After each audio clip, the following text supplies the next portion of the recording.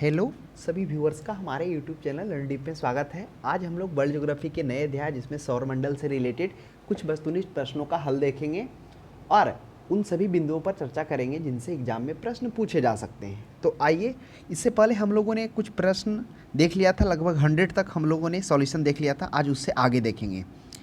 तो 101 में क्या करा है कि किसने सबसे पहले पृथ्वी की परिधि को मापा था। तो अब हम लोग जानेंगे। तो पृथ्वी के परिधि को मापने का श्रेय वह एरोटोस्थनीज को जाता है। अब आपके माइंड में उठा हुआ ये एरोटोस्थनीज कौन थे, इसकी चर्चा हम लोगों ने पहले अध्याय में भी किया था। एरोटोस्थनीज थे जो सबसे पहले इन्होंने ज्योग्राफी शब्द का प्रयोग इन्हीं के द्वारा किया जाता है। इनका जन्म 250 ईसा पूर्व में होता है और ज्योग्राफी शब्द के प्रयोग का श्रेय इन्हीं एरोटोस्थनीज को जाता है। और इन्होंने ही सबसे पहले बताया था कि जो अक्षांश और ऋतुओं के साथ जलवायु में जो अंतर होता है, इन्होंने ही उस पर अपना सिद्धांत दिया था तथा समुद्र और नदियों के जल प्रवाह की धारणा को भी इन्होंने बताया था। इसलिए एरोटोस्थनीज को सिर्फ पृथ्वी के परिधि मापने का श्रेय नहीं जाता है, उन्हें व्यवस्थित भूगोल के जनक के रूप में भी जाता है। लेकिन अगर भूगोल के जनक के रूप में याद किया जाता है तो वह हिकेटियस को जाना जाता है। लेकिन एक व्यवस्थित अगर प्रश्न में पूछ दिया जाए व्यवस्थित भूगोल के जनक के रूप में तो एरोटोस्थनीज ने दिया था। लेकिन अगर फादर ऑफ ज्योग्राफी के रूप में तो वह हिकेटियस को जाना जाता है। ये हिकेटियस कौन थे, जिसकी चर्चा हम लोगों ने पहले अध्याय में किया था। जो भूगोल के जनक, इन्होंने ही सबसे पहले स्थल भाग को महासागरों से घिरा हुआ बताया था। तो ध्यान में रखिएगा, भूगोल का पिता हिकेटियस। लेकिन प्रश्न यहाँ पे पूछा हम लोगों से, सबसे पहले पृथ्वी की परिधि वह एरोटोस्थनीज के द्वारा ही दिया जाता है, जिन्होंने सबसे पहले ज्योग्राफी शब्द का प्रयोग किया था। नेक्स्ट प्रश्न 102 में देखेंगे, पृथ्वी का ध्रुवीय व्यास उसके विषुवतीय व्यास से कितना कम है। काफ़ी अच्छा प्रश्न है, आइए हम लोग जानते हैं। करा पृथ्वी का ध्रुवीय व्यास। अब हम लोग जानेंगे पृथ्वी का ध्रुवीय व्यास कितना है। तो पृथ्वी का ध्रुवीय व्यास हम लोगों ने देखा था कि वह 12,714 किलोमीटर है और वहीं उसका जो विषुवतीय व्यास है वह 12,756 किलोमीटर है। तो यानी कि जो अंतर आ रहा है वह कितना आ रहा है, 42 किलोमीटर का। तो ऑप्शन में 43 है, तो 43 सही होगा लगभग। नेक्स्ट देखिएगा, पृथ्वी का विषुवतीय व्यास लगभग कितना। अभी हम लोगों ने चर्चा किया कि जो पृथ्वी का विषुवतीय व्यास है वह 12,756 किलोमीटर है और इसी के साथ ऑप्शन नंबर बी जो सारा 12,750 लगभग में है वही इसका सही जवाब होगा। नेक्स्ट प्रश्न देखिएगा, देखिए 3, 4 है जो वह आपको हर सब्जेक्ट में वो थोड़ा होगा, कभी परसेंटेज में भी, तो थोड़ा उतना आप मानकर चलेंगे। एक्यूरेट डाटा अगर आपके पास ध्यान में होगा तो आप आगे पीछे उसके आप सही उत्तर लगा पाएंगे। नेक्स्ट प्रश्न देखिए, पृथ्वी को उसके काल्पनिक अक्ष पर घूमने को क्या कहते हैं। यह काफ़ी अच्छा प्रश्न है। करा पृथ्वी को उसके काल्पनिक अक्ष पर, तो उस घूमने की स्थिति को घूर्णन गति या दैनिक गति कहते हैं। देखिए अब हम लोग जानेंगे, ऑप्शन ए में परिभ्रमण है।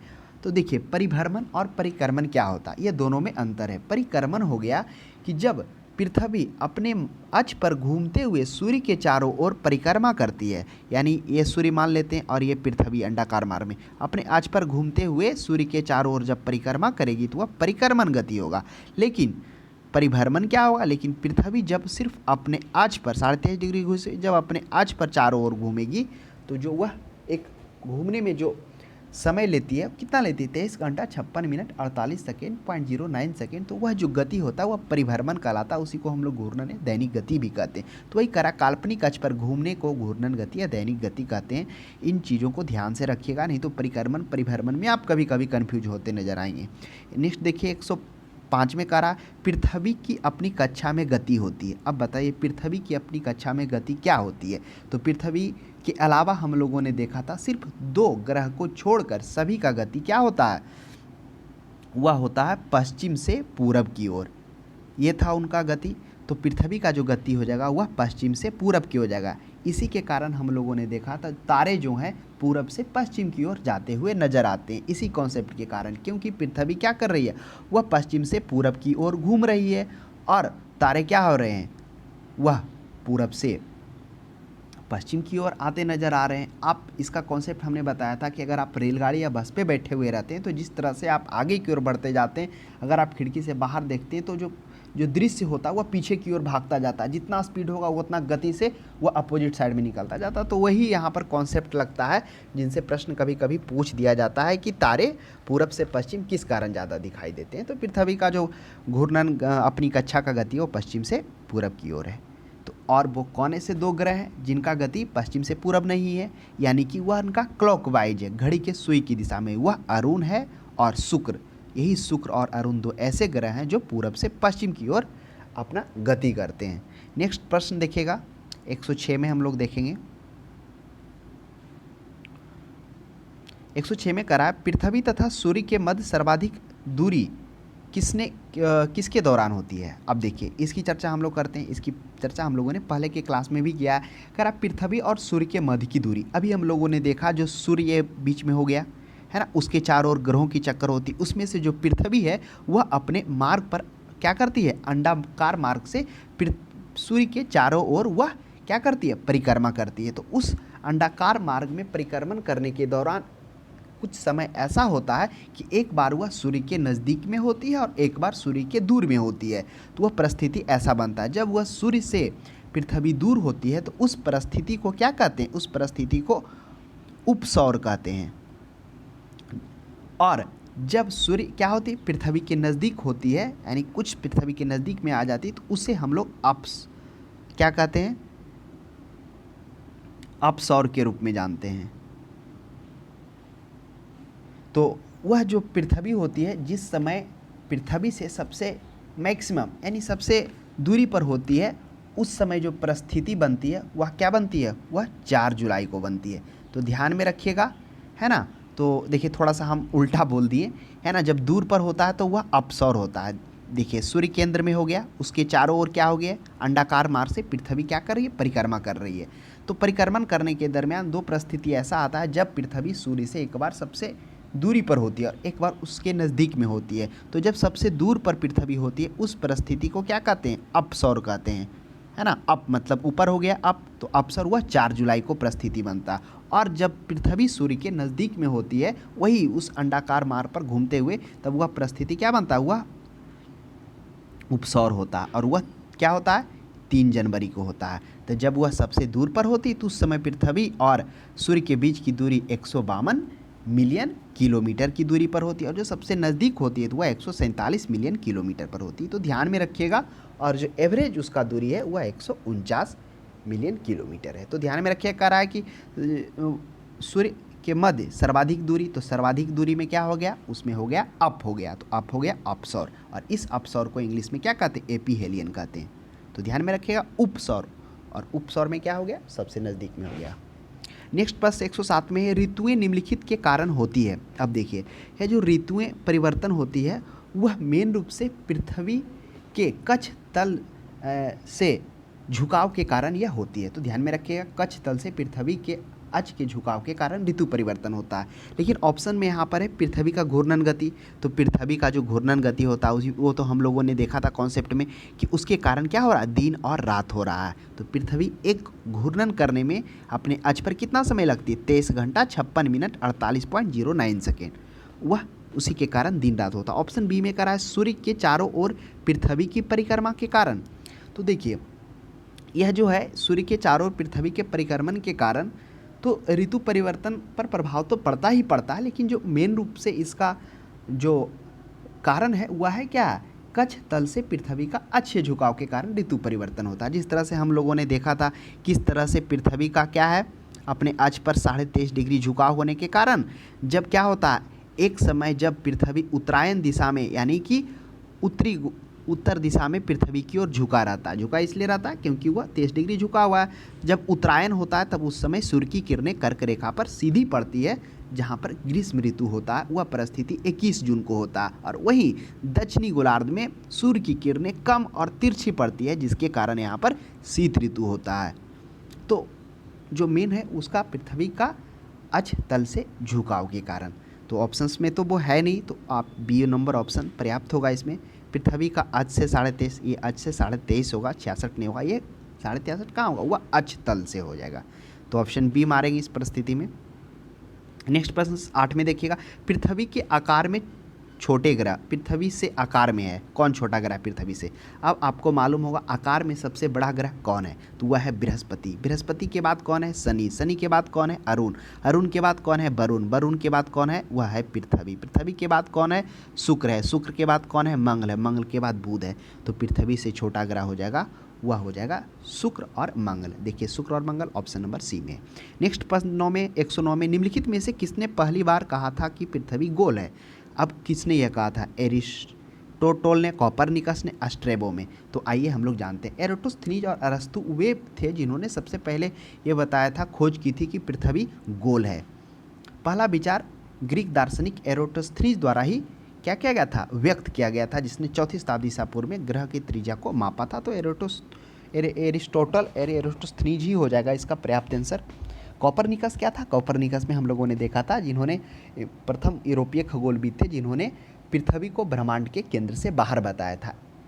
कॉपरनिकस के सिद्धांत से पहले लोग अरस्तु के सिद्धांत को मानते थे, जिन्होंने अरस्तु क्या बताए थे कि जो पृथ्वी है वह ब्रह्मांड का केंद्र है, उसके चारों ओर तारे, सूर्य और अन्य आकाशीय पिंड परिक्रमा करते हैं। उस परिक्रमा को कौन गलत ठहरा है? कॉपरनिकस। जब उनका बुक आता 1530 ईस्वी में डी रेवोल्यूशन, जिसमें उन्होंने बताया कि किस तरह से पृथ्वी अपना अक्ष पर क्या करती है, 23 घंटा यानी एक दिन में पूरा चक्कर लगाती है, सूर्य के चारों ओर एक वर्ष में लगाती है। तो ध्यान रखिएगा। नेक्स्ट 110 में पृथ्वी की धुरी है क्या है? झुकी हुई है, ऊर्ध्वाधर है, क्षैतिज है, वक्रीय है। तो झुकी हुई है। पृथ्वी अपना अक्ष से कितना डिग्री है? देखा ना, 23.5 डिग्री झुकी हुई है इस तरह से, और कक्षतल से 66.5 डिग्री। यानी आप इस तरह से 90 डिग्री का कोण बनता है ना, तो अक्ष से 23.5, अगर आप कक्षातल से देखेंगे तो 66.5, दोनों मिलाकर 90 डिग्री हो रहा है। नेक्स्ट देखिएगा 111 में कह रहा है पृथ्वी के अतिरिक्त किस ग्रह पर वायुमंडल पाया जाता है? तो वह कौन सा ग्रह? वह है मंगल ग्रह पर। देखिए पृथ्वी के अतिरिक्त जो जीवन का संभावना वह मंगल ग्रह पर ही बताया गया, क्योंकि मंगल ग्रह पर जो दिन का समय है और जो अक्षीय झुकाव हुआ पृथ्वी के समान है। दिन का समय है, जिस तरह से एक दिन में 23 घंटा 56 मिनट 48 सेकेंड में एक क्या करती है पृथ्वी, अपना एक घूर्णन को पूरा करती है अक्ष पर। वहीं देखा जाए तो जो मंगल है वह 24 घंटा 37 मिनट समथिंग में, 24 घंटा 37 मिनट और 22.6 सेकेंड में वो क्या करती है, एक घूर्णन करती है। तो इन सभी परिस्थितियों के कारण, उनका अक्षीय झुकाव और दिन का मान बराबर होने के कारण वहाँ पर बताया गया कि जीवन की संभावना है।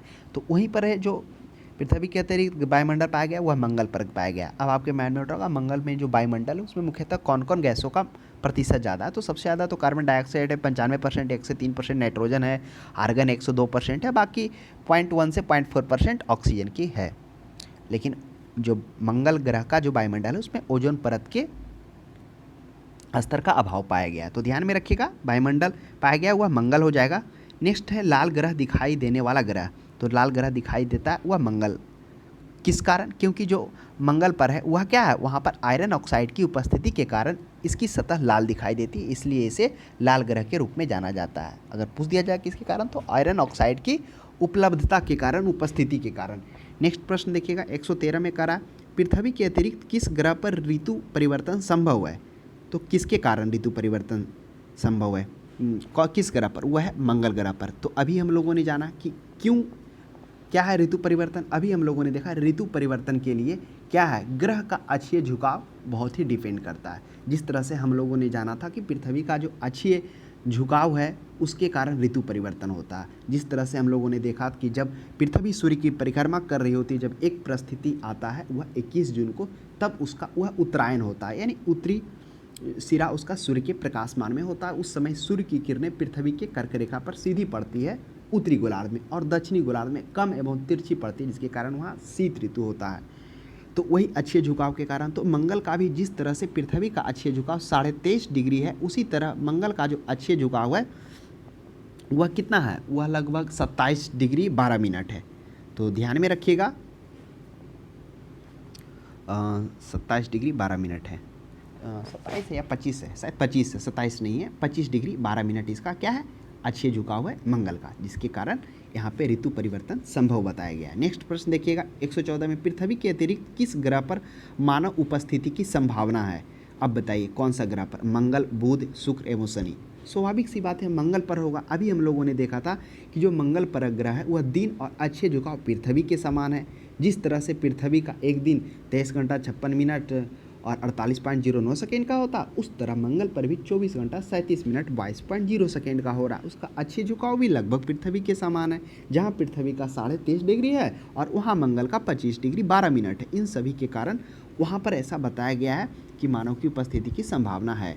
ऑप्शन नेक्स्ट देखेंगे क्वेश्चन नंबर 115 में प्रथम बार मंगल ग्रह पर उतरने वाला अंतरिक्षयान कौन था, तो वह हो जाएगा पाथफाइंडर। अब आइए जानते हैं पाथफाइंडर कौन था, किसके द्वारा लॉन्च किया गया, कब किया गया, मुख्यतः किस चीज़ के लिए इसे किया गया था। तो जो पाथफाइंडर है वह नासा के द्वारा क्या किया गया था, 4 दिसंबर 1996 ईस्वी को उसको लॉन्च किया गया था और वह एक साल बाद ठीक 1997 ईस्वी को वह मंगल ग्रह के एरिस वालिस नामक स्थान पर उतरता है। और इस मिशन के पीछे जो मकसद होता है वह मंगल ग्रह के मौसम की जानकारी लेना होता है। इसलिए इस मिशन का जो नाम रखा गया था वह एनवायरनमेंट सर्वे रखा गया था, जिसमें पाथफाइंडर ये है ना ऑप्शन डी, वो लैंडर था, यानी वहाँ पर उतरा था और वही एक साल तक वो काम किया। 96 में गया, 97 में पहुंचा, 1998 ईस्वी तक बोला जाता है लगभग 550 ये पिक्चर्स को मंगल ग्रह से पृथ्वी पर भेजा था, जिस पर साइंटिस्ट क्या किए, शोध किए। नेक्स्ट प्रश्न देखिएगा 116 में, किसमें पृथ्वी के अलावा अन्य जीवन की संभावना है क्योंकि वहाँ का पर्यावरण जीवन के लिए बहुत ही अनुकूल है। किसका है, वह है मंगल का। क्यों, क्योंकि उसका दिन का मान और अच्छे झुकाव के कारण वहाँ पर क्या कहा गया है, जीवन की संभावना बताई गई है। तो इन सभी के कारण पर्यावरण क्या है, जीवन के अनुकूल, जिसमें हम लोगों ने देखा था कि 95% कार्बन डाइऑक्साइड का है, उसके बाद 1 से 3% नाइट्रोजन का है, 1 से 2% आर्गन का है, 0.1 से 0.4% ऑक्सीजन के है। तो इन सभी के कारण वहाँ जीवन का अनुकूल मंगल ग्रह को बताया गया है। नेक्स्ट प्रश्न देखिएगा 117 में, किस ग्रह के दिन का मान उसके अक्ष का झुकाव लगभग पृथ्वी के दिन के मान और झुकाव के तुल्य में है। किसका है, तो मंगल ग्रह का है दिन का मान। अब बताइए कि पृथ्वी का दिन का मान क्या है, पृथ्वी का दिन का मान 23 घंटा 56 मिनट और कितना है, 4.09 सेकेंड है। वहीं मंगल ग्रह के दिन का मान 24 घंटा 37 मिनट और 22.06 सेकेंड है। तो दिन का मान लगभग बराबर है। और अक्ष का झुकाव, जहाँ पर पृथ्वी के अक्ष का झुकाव की बात की जाए तो पृथ्वी का 23.5 डिग्री है और वहीं मंगल ग्रह की बात की जाए तो कितना है, 25 डिग्री 12 मिनट है। तो इन सभी के कारण वहाँ पर क्या कहा गया, जीवन की संभावना बताई गई है। नेक्स्ट प्रश्न 118 में देखिएगा, सौरमंडल का सबसे छोटा ग्रह कौन है। अब सौरमंडल का सबसे छोटा ग्रह ऑप्शन में फोबोस, डिमोस, लेडा और फर्डेला। अब देखिए सौरमंडल का सबसे छोटा ग्रह वह डिमोस है। अब डिमोस किस ग्रह का उपग्रह है, तो यह मंगल ग्रह है, जिसके 2 उपग्रह होते हैं, फोबोस और डिमोस। ये दोनों ही छोटा है, लेकिन सबसे छोटा वह डिमोस है, जिसका व्यास मात्र 12 किलोमीटर है और फोबोस का व्यास 23 किलोमीटर है।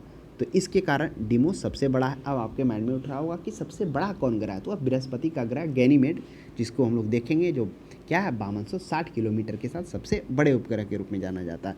नेक्स्ट प्रश्न 119 में, रात्रि को आकाश में कौन सा ग्रह लाल दिखाई देता है, तो वह मंगल। क्यों, क्योंकि आयरन ऑक्साइड की उपस्थिति के कारण उस ग्रह को लाल ग्रह भी कहा जाता है। नेक्स्ट ग्रह 120 में, सौरमंडल में सबसे बड़ा ग्रह कौन सा है। ऑप्शन है यूरेनस, शुक्र, बृहस्पति और शनि। तो सौरमंडल का सबसे बड़ा ग्रह बृहस्पति है, यह सबसे बड़ा ग्रह है। तथा हम लोगों ने देखा था कि यह बाह्य ग्रह में भी आता है, जोवियन ग्रह में भी आता है, जिसमें ग्रह का जो विभाजन किया गया था दूरी के अनुसार और द्रव्यमान के अनुसार। तो जिसमें हम लोगों ने देखा था द्रव्यमान में जोवियन ग्रह में आ रहा था, जो क्या है मुख्यतः किससे बना हुआ है, यानी तरल पदार्थ गैसों से बना हुआ है, बृहस्पति, शनि, अरुण, वरुण। तो वही ग्रह सौरमंडल का सबसे बड़ा ग्रह वह बृहस्पति है और दूसरा सबसे बड़ा वह शनि आएगा। तो ध्यान में रखिएगा, सबसे बड़ा ग्रह वह बृहस्पति है, जिसके कितना उपग्रह है, वह 79 उपग्रह। इसी 79 उपग्रह में से हम लोग देखेंगे कि जो इसका एक उपग्रह गैनीमेड है वह सबसे बड़ा उपग्रह में जाना जाता है। तो आगे चर्चा करेंगे। नेक्स्ट प्रश्न 121 में, बृहस्पति ग्रह पर लाल धब्बे किस संकेत के सूचक है। देखिए बृहस्पति पर सिर्फ लाल ही धब्बे नहीं, वहाँ पर सफ़ेद, पीले, ये सभी होते हैं। तो ये जो लाल धब्बे, पीले, सफ़ेद होते हैं, वे सभी क्या हैं, बादल के स्तर दिखाई देते हैं, बादल के स्तर को दिखाता। उसी में से जो विशालकाय लाल धब्बा होता है वह ग्रह पर निरंतर चलने वाले प्रतिचक्रवात होता है, वही प्रतिचक्रवात तूफान है। यह कम से कम जब एक बार होता है तो लगभग कहा जाता है कि 400 वर्षों तक चलता है। आप सोचिए, तो वही क्या है, यह अशांत बादल है। नेक्स्ट देखिएगा 122 में, संयुक्त राज्य अमेरिका ने किस ग्रह की खोज के लिए गैलीलियो नामक अंतरिक्षयान भेजा था। तो गैलीलियो, यही गैलीलियो हैं जो क्या करेंगे, आगे आपको देखने को मिलेगा कि शनि ग्रह की खोज करेंगे। तो गैलीलियो नामक अंतरिक्षयान कहाँ भेजा गया था, वह बृहस्पति ग्रह पर भेजा गया था। तो आइए हम लोग आज जानते हैं कि कब गैलीलियो को भेजा गया, किन परिस्थिति में क्या चीज़ जांच करने के लिए भेजा गया। तो जो गैलीलियो ग्रह है वह अमेरिकी अंतरिक्षयान अनुसंधान नासा के द्वारा ही भेजा जाता है। अंतरिक्ष शटल अटलांटिस जो है अटलांटिस अंतरिक्ष शटल है उसी के द्वारा ये भेजा जाता है। बृहस्पति और उसके उपग्रह का अध्ययन करने के लिए मुख्यतः इस यान को भेजा जाता है, जो बृहस्पति है साथ में उसके उपग्रह को। इस यान के कार्यकाल के दौरान जब इसे भेजा गया था तो कहा जाता है इसे 28 अक्टूबर 1989 ईस्वी को भेजा गया था और यह 1989 के बाद 94 5 साल इसको जाने में लगा था। 1994 को यह क्या होता है बृहस्पति के पास में पहुंचता है। कहा जाता है कि जब ये गैलीलियो उपग्रह जब बृहस्पति के पास में पहुंचा था तो एक बहुत बड़ी घटना हुई थी कि कौन सा सुमेकर लेवी 9 एक उपग्रह है, मतलब एक थी क्या कहिएगा, वो उपग्रह नहीं कहिए, धूमकेतु कहिए, है ना। वो उस समय धूमकेतु क्या होता है वह गिरता है और वह जो पूरा घटनाक्रम होता है गिरने का वही गैलीलियो के द्वारा पूरा मतलब आंखों देखा हाल पृथ्वी पर वो प्रकाशित करता है। तो प्रश्न कभी कभी यह भी देखने को मिल जाता है कि जो सुमेकर लेवी 9 था वो किस ग्रह से टकराया था और उसका प्रसारण वही गैलीलियो के द्वारा किया जाता है। आंखों देखा पूरा पृथ्वी पर उसका प्रसारित करता है। तो ध्यान में रखिएगा वो गैलीलियो नामक अंतरिक्षयान बृहस्पति ग्रह के खासकर उसको किसके लिए भेजा गया था, उसके बृहस्पति और उसके उपग्रह के अध्ययन करने के लिए वह भेजा गया था। जिसके जब यह धूमकेतु पहुंचता है तो सुमेकर लेवी 9 धूमकेतु का गिरता है तो इस घटना का आंखों देखा हाल उसका पृथ्वी पर प्रसारित करता है। कहा जाता है जब ये गैलीलियो को क्या किया गया था, जब उसके इन्वायरमेंट में लाया गया था तो बोला जाता है उस समय 450 किलोमीटर की आंधियाँ को झेल रहा था, वो इतना चल रहा था जब उतारा गया था। तो वही होता है। उसके बाद में कहा जाता है कि साइंटिस्ट क्या किए थे, उस गैलीलियो को जो बृहस्पति का वायुमंडल है उसमें तेज गति से गिराकर उसको जला दिए थे। ऐसा कहा गया था कि जो इसके उपग्रह पर है वहाँ पर जीवन की संभावना बताई जा रही थी। तो इसके कारण उन्होंने सोचा कि जो पृथ्वी पर से कुछ वायरस बैक्टीरिया गया है हो सकता है वहाँ के लिए हानिकारक हो जाए। इसके कारण वह तेज गति से उसके वायुमंडल में डालकर उसे ध्वस्त कर दिए थे गैलीलियो को। नेक्स्ट प्रश्न देखिएगा 123 में मैगलन अभियान किस ग्रह से संबंधित है। देखिए मैगलन, इसके बारे में आप भी अपना सजेशन दीजिए कि इसका प्रश्न का जवाब सही क्या होगा और क्यों होगा। हमें तो लग रहा है शायद मैगलन जो है यह शुक्र ग्रह के लिए अब भेजा गया था।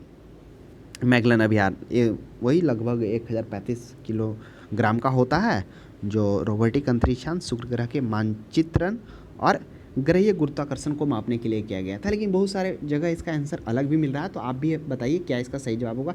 नेक्स्ट देखिए जो 124 में आ गया सुमेकर लेवी 9 धूमकेतु किस ग्रह से टकराया था, तो वह बृहस्पति ग्रह से टकराया था। जिसका आंखों देखा प्रसारण पृथ्वी पर कौन करता है, तो वह गैलीलियो उपग्रह करता है जिसे 1989 में भेजा गया था। ठीक 5 साल बाद 1994 में क्या किया जाता है, पहुँचता है और वह लगभग मतलब वहाँ से वही जब पहुँचता है तो सुमेकर लेवी धूमकेतु गिरता है तो उसका आंखों देखा हुआ प्रसारण करता है। बाद में फिर उसको गैलीलियो नामक जो उपग्रह होता है उसे ध्वस्त कर दिया जाता है उसके वायुमंडल में। कारण कि उसके मतलब ऐसा साइंटिस्ट को लगता है कि जो पृथ्वी पे से कुछ वायरस कीटाणु गए वहाँ के लिए शायद वो हानिकारक सिद्ध हो। नेक्स्ट प्रश्न देखिए 25 में सूर्य के गिर्द परिक्रमा में निम्न में से कौन सा ग्रह अधिकतम समय लेता है। अब बताइए सूर्य के गिर्द परिक्रमा में कौन सा ग्रह सबसे अधिकतम समय लेता है, तो ऑप्शन नंबर हो जाएगा बृहस्पति। बृहस्पति है जो इन चारों ऑप्शंस में सबसे ज़्यादा समय लेता है परिक्रमा में। कितना लेता है, लगभग 11.86 वर्ष लेता है। पृथ्वी तो आप देखते हैं 365 दिन, मंगल भी 686 और शुक्र भी उससे कम, क्योंकि पृथ्वी से तो पहले शुक्र है। तो इन चारों प्रश्न में पृथ्वी सबसे ज़्यादा अधिकतम समय लेता है। और एक चीज़ जान लीजिए, तो जिस तरह से जो यहाँ पर आंसर है कि अधिकतम समय लेता है सूर्य की परिक्रमा करने के लिए, लेकिन बृहस्पति वही अपने अक्ष पर क्या है जो घूमती है वह मात्र 10 घंटे में घूमती है। और इसके साथ ही वह क्या है, सौरमंडल का सर्वाधिक तेज गति से घूर्णन करने वाला ग्रह है अपने अक्ष पर। तो प्रश्न यह भी बन सकता है कि सौरमंडल का सर्वाधिक तेज गति से घूर्णन करने वाला ग्रह वह है बृहस्पति ग्रह, जो मात्र 10 घंटा में अपना एक परिक्रमा अपना अक्ष पर घूम लेता है। नेक्स्ट प्रश्न देखिए 126 में। 126 में कह रहा है कि सौरमंडल का सबसे बड़ा ग्रह निम्नलिखित में से कौन सा है। टाइटन है, मिरांडा है, चंद्रमा है, गैनीमेड है। आइए तो अभी चर्चा किए थे हम लोग कि सौरमंडल का सबसे बड़ा ग्रह वह गैनीमेड है। अब गैनीमेड किस ग्रह का उपग्रह है, तो यह है बृहस्पति। बृहस्पति के कितने उपग्रह हैं, टोटल 79 उपग्रह हैं। और इन 79 उपग्रह में से हम लोगों ने देखा था उसमें से एक ग्रह गैनीमेड है जो सबसे बड़ा उपग्रह में जाना जाता है, जिसका व्यास 5260 किलोमीटर है। बृहस्पति के बारे ग्रह के बारे में अब जानते हैं कि इसका 79 यानी कि 79 उपग्रह है, जो सौरमंडल का सबसे बड़ा ग्रह है। सूर्य की परिक्रमा पूरी 81 मतलब अत्यधिक दिनों में करती है, 11 वर्ष 86 दिनों में करती है, और अपना अक्ष पर सबसे कम समय में घूमती है। जो इसका अक्षीय झुकाव है बहुत ही कम है, 3 डिग्री 7 मिनट के आसपास में है। और जिसमें हम लोगों ने यह भी जाना था, जो बृहस्पति के लाल धब्बे हैं वो क्या है, अशांत बादल के संकेत हैं। तो बृहस्पति, हालांकि बृहस्पति जो है उसमें भी वलयों की संख्या, वलय है उसके चारों ओर, लेकिन ये जो वलय है वह क्या है, विरल और लगभग पारदर्शी होने के कारण यह दिखाई नहीं देते। इस वलय की खोज सबसे पहले किसके द्वारा किया गया था, वाजियर प्रथम के द्वारा 1979 में। तो चर्चा आगे करेंगे। तो हम लोगों ने जाना कि गैनीमेड इस तरह से सबसे बड़ा उपग्रह है जो बृहस्पति का है। नेक्स्ट देखेंगे 127 में निम्नलिखित ग्रहों में से किसके चारों ओर वलय है। देखिए बृहस्पति, अरुण, वरुण, शनि। अब आपके माइंड में उठ रहा होगा कि अभी तो हम बृहस्पति के बारे में बताएं और शनि भी है, तो शनि हो जाएगा, है ना। अरुण के पास भी है वलय, लेकिन जो अस्पष्ट वलय है चारों ओर वह शनि का है। अब जानते हैं हम लोग कि शनि का जो है, यह जो शनि का जो है इसकी विषुवतीय, इसकी जो विशेषता है और जो रहस्य, भूमध्य रेखा के चारों ओर किसके, शनि के विकसित क्या है, वलय का होना ही इसके क्या करता है, इसे एक रहस्यमय और एक अलग तारा के रूप में, अलग ग्रह के रूप में दिखाता है। जो ये होते हैं वलयों की संख्या, ये 7 वलय संख्या है। इसमें छोटे छोटे क्या होते हैं, जो छोटे छोटे कणों से मिलकर ये बने हैं। बोला जाता है इसमें एक चावल के दाना से लेकर एक पहाड़ तक के टुकड़े भी इसमें, मतलब चट्टान के टुकड़े तक में भी हैं, इसमें समाये हुए हैं, ऐसे हैं। तो ध्यान में रखिएगा, इसके चारों ओर क्या है, शनि के चारों ओर वलय है, लेकिन जो बृहस्पति के चारों ओर वलय है वह पारदर्शी तथा विरल होने के कारण वो दिखते नहीं हैं। तो ध्यान में रखिएगा कि जो शनि के चारों ओर जो सभी सामूहिक रूप से जो वलय हैं वह क्या है, गुरुत्वाकर्षण के कारण शनि ग्रह की परिक्रमा करते हैं और साथ में नजर आते हैं। सबसे पहले इसका जब गैलीलियो ने शनि ग्रह का खोज किया था ना, तो जब वो खोज किए थे दूरबीन से, तो उन्होंने बताया था कि शनि का मतलब बोले थे शायद 2 कान है। वही 2 कान बाद में जब उस पर रिसर्च हुआ, देखा गया, तो वही वलय निकला जो शनि के चारों ओर एक विशिष्ट और रहस्यमय ग्रह बनाता है। नेक्स्ट प्रश्न देखिएगा 128 में नासा के किससे संबंधित मिशन का नाम जूनो है। यह भी अच्छा प्रश्न है। करा नासा ने किससे संबंधित मिशन जूनो भेजा था, तो वह बृहस्पति है। अब आइए जूनो के बारे में थोड़ा जानते हैं। जूनो को जो है कब भेजा गया था, यह पृथ्वी से 5 अगस्त 2011 को क्या करता है, छोड़ा जाता है, और वह 2016 को बृहस्पति तक पहुंचता है, यानी फिर से 5 साल बाद वह बृहस्पति में पहुंचता है। और मुख्यतः जो इसको भेजने का जूनो का जो मिशन होता है, मुख्य रूप से ये पता करना होता है कि जो बृहस्पति क्या है, वह गैसों का आवरण है। हमने देखा था ना कि जितने भी बाह्य ग्रह हैं, जोवियन ग्रह हैं, जो बाह्य ग्रह हैं, वह क्या है, गैसों से निर्मित है। तो उसमें से बृहस्पति आता है। तो वह पता करने के लिए भेजा गया था कि जो मोटे गैसों के परते के नीचे क्या कोई पथरीली केंद्र भी है या नहीं। उन्हीं को पता करने के लिए वैज्ञानिकों ने जूनो ग्रह भेजा था। उनका मिशन था कि उस जूनो ग्रह को बृहस्पति के चारों ओर लगभग 37 चक्कर कटवा कर उसे नष्ट कर देना था, है ना। तो यह था जूनो ग्रह, बृहस्पति से संबंधित था, और वही उसको 37 चक्कर कटवाने के बाद क्या किया गया, उसको वहाँ के पर्यावरण में तेज गति से डालकर उसे ध्वस्त कर दिया गया। नेक्स्ट प्रश्न देखिए 129 में, सौरमंडल के बड़े उपग्रहों में से एक टाइटन निम्न में से किसका उपग्रह। अब देखिए, अब करा सौरमंडल के बड़े उपग्रहों में से, बड़ा नहीं, बड़े उपग्रहों में से टाइटन, तो शनि। टाइटन जो है दूसरा सबसे बड़ा उपग्रह है, जिसकी व्यास 5120 है, शायद 5150 किलोमीटर, 5150 किलोमीटर के साथ यह दूसरे स्थान पर है। प्रथम क्या है, गैनीमेड, जो 5260 किलोमीटर के साथ है, यानी ज़्यादा अंतर नहीं है, 110 किलोमीटर का है ना। तो आप ध्यान में रखिएगा, टाइटन जो शनि का सबसे बड़ा उपग्रह है, और शनि के पास जो अभी उपग्रहों की संख्या है वह 82 उपग्रह है। उसी में से सबसे बड़ा एक उपग्रह टाइटन आता है। नेक्स्ट है 130 में, शनि ग्रह क्या है। ऑप्शंस है, प्लूटो से ठंडा है, नेपच्यून से ठंडा है, नेपच्यून से गर्म है। नेपच्यून का मतलब हो गया, क्या हो गया, वरुण, है ना। तो देखिए इस प्रश्न का सही जवाब हो जाएगा वह वरुण से गर्म है। क्योंकि देखिए भले ही यह चीज़ वैज्ञानिकों को भी आश्चर्य हुआ बाद में जब पता चला कि सूर्य से दूरी के अनुसार बृहस्पति, शनि, ये सभी ग्रह जो हैं क्या है, उनका वायुमंडल काफ़ी गर्म है ना, दूरी होने के बावजूद भी। तो वही है जो नेपच्यून से वह पहले है तो उससे गर्म है। नेक्स्ट प्रश्न है, शनि ग्रह को सर्वाधिक किस खगोल शास्त्रियों ने देखा था? कह रहा था शनि ग्रह को सर्वप्रथम कौन से खगोल यात्री देखे थे? तो वह गैलीलियो थे, जो 1610 ईस्वी में वही अपना दूरबीन के सहारे से देखते। जब वो प्रथम बार गैलीलियो ने इसका पता लगाया तो उन्होंने कहा था शनि को कि उसके 2 कान भी हैं, और वास्तविक में 2 कान थे नहीं, मतलब उनको शायद उस टाइम ऐसा प्रतीत हुआ होगा, लगा हुआ देखने से। बाद में जो वही शनि के वलय के रूप में वो प्रतीत हुआ, नजर आया कि उसके जो वलय हैं जिसे स्पष्ट रूप से देखा जा सकता है, जो शनि के चारों ओर परिक्रमा कर रहे हैं। लगभग उसकी जो मोटाई है लगभग 20 किलोमीटर उसकी मोटाई बताई जाती है, और लगभग कितना 6 किलोमीटर से एभव भी है उसमें फैला हुआ है। नेक्स्ट देखिएगा 132 में, नंगी आंखों द्वारा दिखने वाला सबसे दूर का ग्रह कौन है?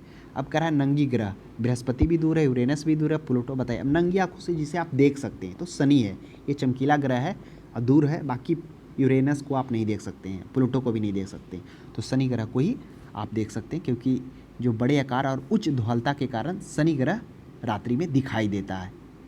इसके वायुमंडल भी बृहस्पति के समान हाइड्रोजन है। अभी हम लोग चर्चा किए कि जो शनि का वायुमंडल है वह क्या है, बृहस्पति के समान ही है। सूर्य से दूरी होने के बावजूद भी उसके वायुमंडल काफ़ी गर्म है। नेक्स्ट, शनि ग्रह के चारों ओर पाए जाने वाले वलयों की संख्या, तो कितना वलय है? वो 7 वलय उसके ग्रह के चारों ओर पाए जाते हैं, तो यह भी प्रश्न ध्यान में रखिएगा। नेक्स्ट प्रश्न है, सौरमंडल का सबसे कम घनत्व वाला ग्रह, वह शनि है। अब देखिए शनि के बारे में आइए हम लोग जानते हैं क्यों ऐसा कहा गया है। शनि ग्रह का घनत्व बाकी सभी ग्रहों से कम है। बोला जाता है इसका जो द्रव है पानी के मुकाबले का घनत्व मात्र 0.7 है। इसका मतलब है कि अगर शनि को आप एक बड़े टब में पानी में रख देंगे तो वहाँ तैरता हुआ नजर आ जाएगा। मात्र 0.7 सेंटीमीटर प्रति क्यू है, बहुत ही कम है। नेक्स्ट देखिएगा, सौरमंडल का सबसे दूसरा बड़ा ग्रह कौन सा है? सौरमंडल का दूसरा सबसे बड़ा ग्रह अभी हम लोगों ने देखा था, सबसे बड़ा ग्रह वह बृहस्पति था, है ना। उसके बाद कौन है? शनि है दूसरा बड़ा ग्रह। उसी क्रम में बृहस्पति, शनि, अरुण, वरुण, उसके बाद पृथ्वी आ जाता है, उसके बाद शुक्र आ जाता है, उसके बाद मंगल आ जाता है, उसके बाद बुध आ जाता है। यही है उसका आकार के अनुसार क्रम। नेक्स्ट 136 में देखेंगे, शनि ग्रह का सबसे बड़ा उपग्रह कौन है? अभी हम लोगों ने चर्चा किया था कि जो शनि ग्रह है वह सबसे बड़ा उपग्रह उसका टाइटन है, और इस टाइटन की खोज जो है वह किसके द्वारा की गई थी? वह की गई थी टाइटन का खोज किया गया था, देखिए ध्यान से निकल गया। शनि ग्रह का सबसे, हाँ, इसके द्वारा डेनमार्क के खगोलशास्त्री क्रिश्चियन के द्वारा 1665 ईस्वी में किया जाता है। ध्यान में रखिएगा, क्रिश्चियन हाइजेन के द्वारा इसकी खोज किया जाता है, जिसका व्यास 5150 किलोमीटर है, जो दूसरा सबसे बड़ा उपग्रह में जाना जाता है। नेक्स्ट 137 में, निम्न में से किस ग्रह के चारों ओर स्पष्ट वलय है? तो स्पष्ट वलय किसके? शनि के चारों ओर। हालांकि बृहस्पति के भी ओर वलय है, लेकिन यह जो वलय है पारदर्शी होने के कारण तथा विरल होने के कारण यह दिखाई नहीं देता है।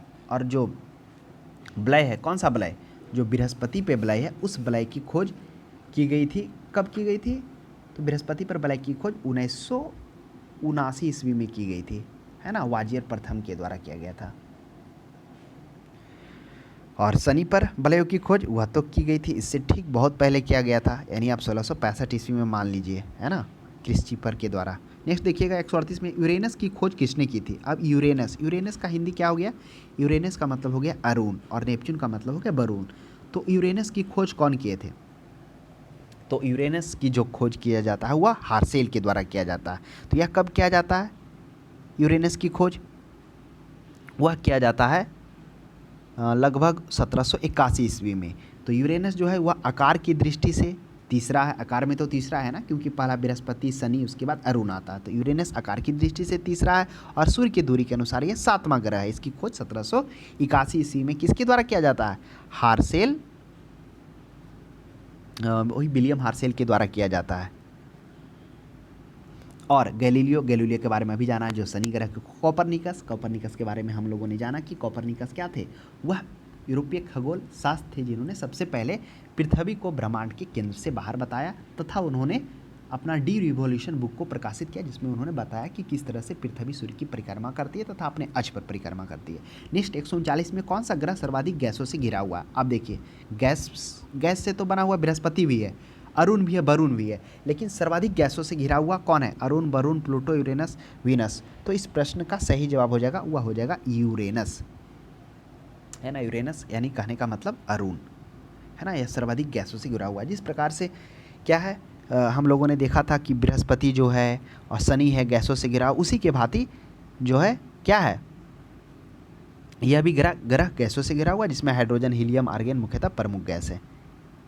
शनि की भांति ही अरुण, जो शनि है, शनि की भांति अरुण जो है उसके भी चारों ओर वलय हैं। तो ध्यान में रखिएगा, जो अरुण के चारों वलय उसकी वलय की संख्या 10 है, जिसमें से जो 5 ग्रह इंपॉर्टेंट है, कभी कभी पूछ दिया जाता है, अल्फा, बीटा, गामा, डेल्टा और इपिल्सन है, इपिसलॉन है, इपिसलॉन है 5वां ग्रह। ये 5 ग्रह है, 5 उसके वलय हैं। तो ध्यान में रखिएगा, कभी कभी हो सकता है प्रश्न आपको देखने को मिल जाए, लेकिन जो स्पष्ट है वो शनि का ही है, जिसको आप देख भी सकते हैं नंगी आंखों से। नेक्स्ट देखिएगा 140 में यूरेनस के कितने उपग्रह हैं? 27, 18 देखिए आ गया। अभी हम लोगों ने चर्चा किया था कि शनि के पास 7 उपग्रह हैं, वलयों की संख्या है, और उसमें हम लोगों ने देखा था यूरेनस के पास भी क्या है, उपग्रह हैं। यूरेनस के पास भी वलय है, जिसमें उनके वलयों की संख्या 10 है, लेकिन यूरेनस के क्या पूछ रहा है, यानी अरुण के उपग्रह की संख्या। तो अरुण के उपग्रह की संख्या कितना, 27 है, वहीं वलयों की संख्या 10 है, जिसमें यूरेनस के वलय में अल्फा, बीटा, गामा, डेल्टा और इपिसलॉन को हम लोगों ने देखा। 141 में पश्चिम की ओर भ्रमण करने वाला ग्रह, कहने का मतलब है पश्चिम की ओर, यानी पूरब से पश्चिम की ओर भ्रमण करने वाला ग्रह मात्र 2 ही ग्रह है। कौन है? वह अरुण है, अरुण और पहला शुक्र है। तो शुक्र और अरुण, तो शुक्र तो ऑप्शन में नहीं है, तो अरुण हो जाएगा। यही एक 2 ऐसे ग्रह हैं जो क्या करते हैं, क्लॉकवाइज घड़ी के दिशा में, यानी पूरब से पश्चिम की ओर भ्रमण करते हैं, और बाकी सभी जो हैं वह पश्चिम से पूरब की ओर ग्रह क्या करते हैं, भ्रमण करते हैं। नेक्स्ट देखिएगा 142 में ओबेरॉन, टाइटेनिया, एरियल, अम्बेरियल, मिरॉन, ये 5 ग्रह किसके उपग्रह हैं? तो ये सभी जो 5 ग्रह आप देख रहे हैं वह अरुण के हैं। तो ध्यान में रखिएगा, ओबेरॉन, टाइटेनिया, एरियल वह अरुण के ग्रह हैं।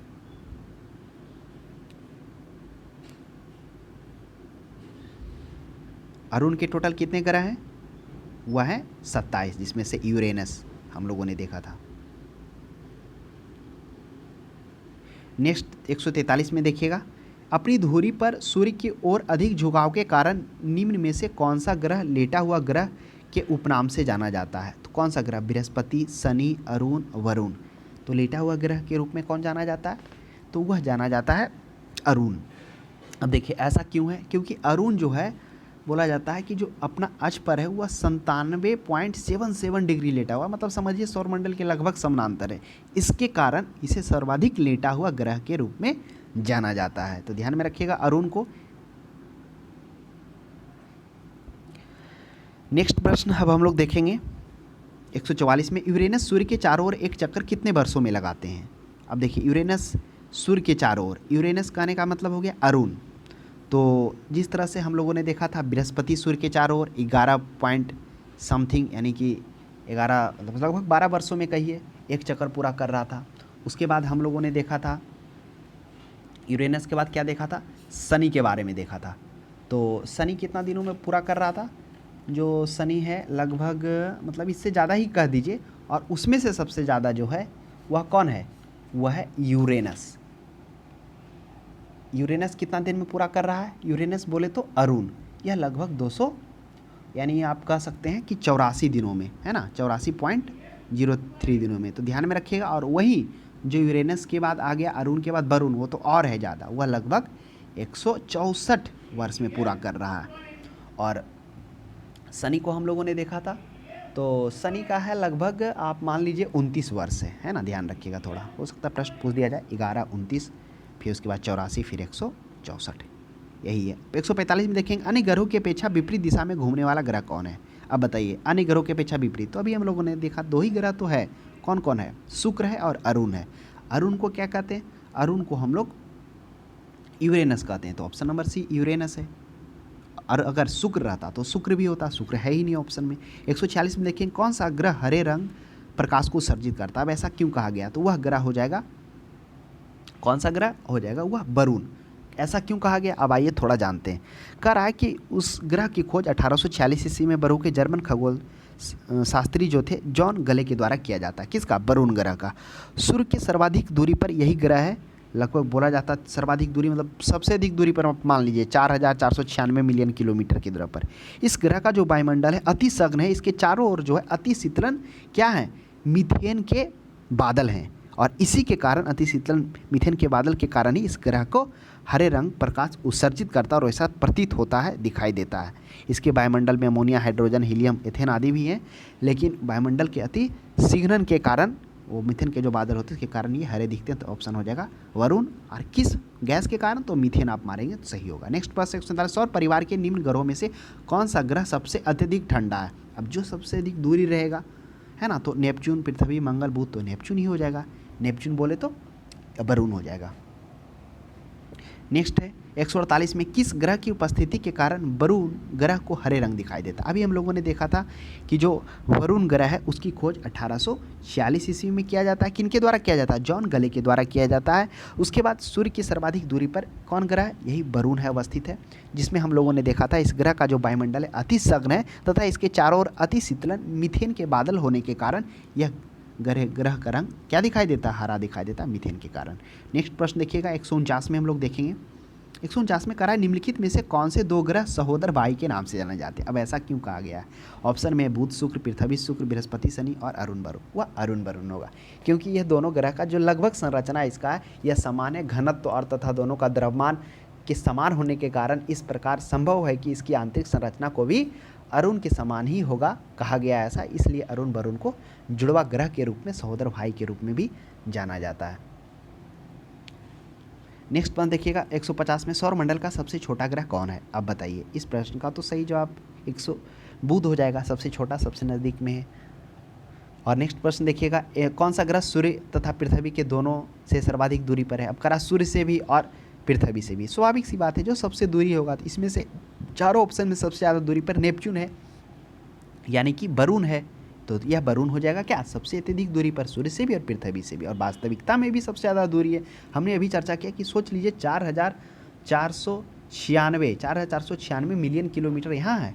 नेक्स्ट देखिए 152 में बृहत्तम वर्ष दीर्घतम होता है। बताइए सबसे दीर्घतम कहाँ होगा? जो सबसे ज़्यादा दूरी पर होगा उसको चक्कर लगाने में सूर्य की सबसे ज़्यादा समय लगेगा। तो हमने बताया कि शनि वही 29 वर्ष में कर रहा है, बृहस्पति 11 वर्ष में, नहीं 11.86 दोबारा मानिए।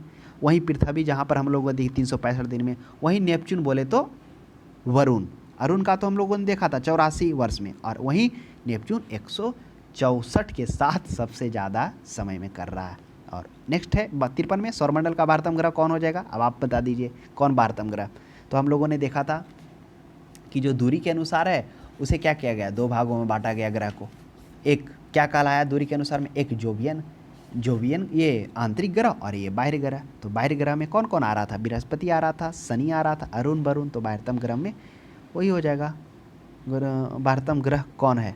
तो सबसे बाह्यतम ग्रह हो जाएगा वह नेपच्यून हो जाएगा। क्यों नेपच्यून हुआ? क्योंकि सबसे दूरी पर यही है। हालांकि तो तीनों बाह्यतम ग्रह में तो तीनों आ जाएगा आउटर प्लैनेट में, लेकिन उसमें से सबसे ज़्यादा नेपच्यून हो जाएगा। तो आज के लिए इतना ही। आपको यह क्लास कैसा लगा कमेंट बॉक्स में ज़रूर बताएं। अब हम लोग किसी अगले सब्जेक्ट के साथ नए टॉपिक पर मिलते हैं। तब तक को हमारे क्लास को देखने के लिए धन्यवाद।